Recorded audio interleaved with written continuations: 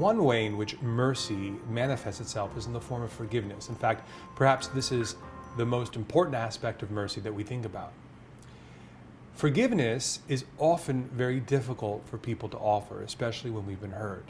And all too often, we hear people say things like, forgive and forget. And yet people will come to me and meet with me privately or bring up in the confessional, Father, I can't forget. This hurts too much. How can I forgive?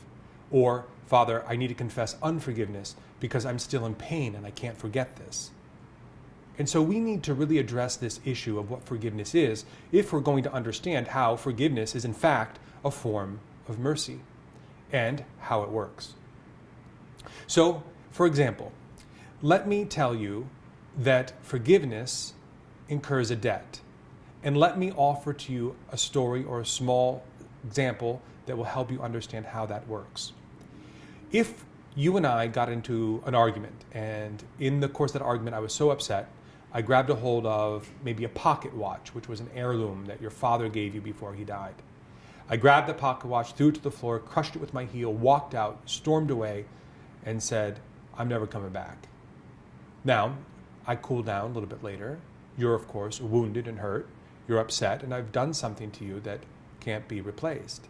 I've destroyed an heirloom that your father gave you. I come back later on, knock on the door, and I say, will you forgive me? I'm sorry.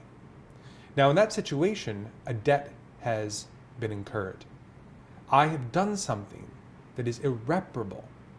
I can't, no matter how much I would want to, roll back the hands of time and give you that watch back. It's broken, and there's no way to undo that. I can do what I can to offer some type of restitution. I can do what I can to offer something in its place, another watch or something along those lines. But the one thing I cannot do is give you the thing that you had previously. A debt is incurred. So to forgive, for you to forgive me, requires the forgiveness of a debt. And most people don't really think about forgiveness in this term, or in this way.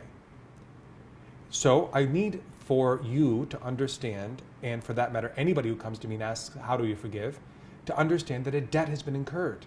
And that you, or whoever's talking to me, isn't necessarily being unforgiving. You're just feeling the weight or the pain of that debt. So for you, or for a person, to forgive me, what they need to do, what you ought to do, is to be able to say, I will incur this debt for you. So for you to forgive me, you have to suffer the loss of this watch. And you have to do it for love of me. So there is, in this sense, justice built inside of mercy. Justice demands that there's a consequence for our actions.